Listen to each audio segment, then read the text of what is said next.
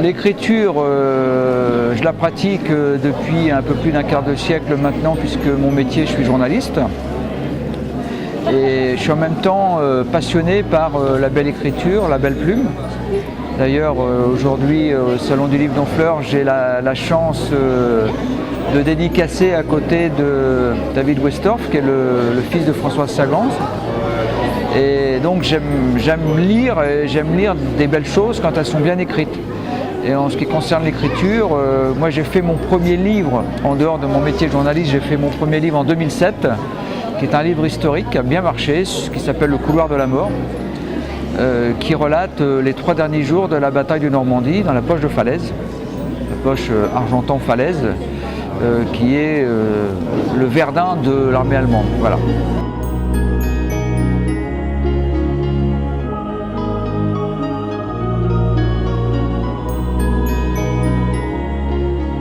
J'ai sorti un premier roman qui traite aussi du même sujet, qui s'appelle « Si on te demande », ça c'est le titre que j'ai trouvé, qui raconte l'histoire d'un agent secret britannique qui est à Caen au début de la guerre et qui fait les 400 coups. Donc vous prenez Arsène Lupin, vous prenez Jacques Messrine, vous prenez Robin des Bois, vous mélangez, vous secouez et vous avez le roman de ce livre qui passe d'ailleurs pas très loin d'ici, qui passe par Honfleur, qui passe par Caen, qui passe par Paris et vraiment qui a amené la vie dure à la police allemande et à la police française.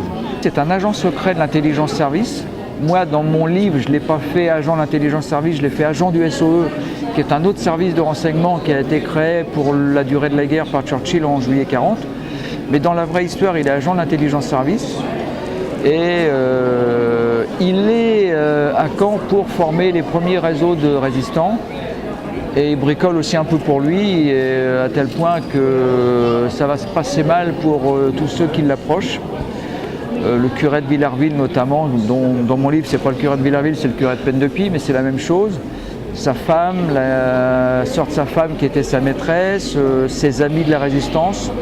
Et lui il s'en sort miraculeusement, on ne sait pas trop comment. Et on le retrouve 25 ans après, en 1966, à la tête d'une ferme de champignons dans le Norfolk, ou dans le Devon, je ne sais plus trop, mais toujours est-il dans le sud de l'Angleterre. Alors, j'en avais entendu parler, puisqu'il s'agit de l'affaire Hopper, mais j'avais jamais vraiment mis la main sur des coupures de presse de l'époque, ce que j'ai eu l'occasion de faire en 2008. Je préparais des hors-séries sur les faits divers dans le Calvados, pour le groupe de presse pour lequel je travaille, et je suis tombé par hasard sur cette histoire parce que John Hopper en 1941 il a abattu de 2 balles le chef de la sûreté, donc le patron des flics de Caen, qui était sur le point de l'arrêter, et pour fuir il n'a pas d'autre solution que de l'abattre. Et évidemment donc j'ai retrouvé les articles de presse de l'époque qui étaient écrit avec un autre style que maintenant, et d'ailleurs j'avais été accroché par le titre qui disait « Le crime d'un horrible ou d'un ignoble bandit ».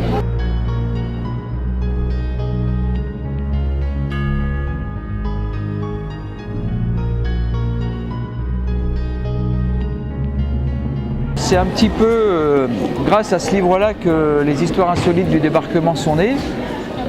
J'étais avec Frédéric, on faisait notre métier de journaliste au palais de justice de Caen pour couvrir le procès de la secte de Lisieux. Et là, Frédéric me dit j'ai vu, tu as sorti un livre, pourquoi tu ne me l'as pas dit Voilà, donc lui, il est directeur de collection chez City, il m'a dit on te l'aurait publié, etc. J'ai dit prends-moi la suite.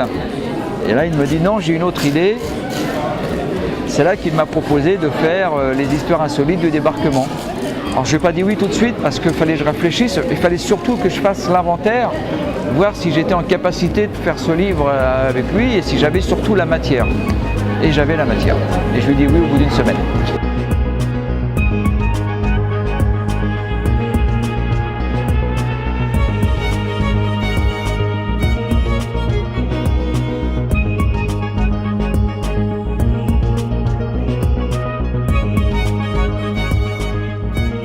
C'est c'est 227 histoires, les petites histoires qui ont contribué à écrire la grande histoire.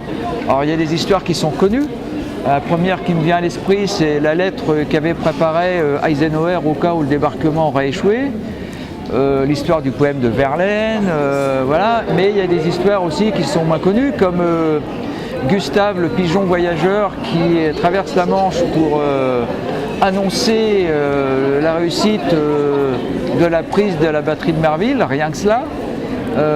Gustave, il traverse la Manche, il arrive à passer à travers les tirs, à travers les obus de marine qui pilonnent la côte, il arrive à passer à travers la DCA, et malheureusement Gustave, qui va être décoré pour son acte de bravoure, et bien Gustave il va mourir bêtement écrasé par son soigneur qui vient lui donner à manger, il ne fait pas attention, il marche dessus.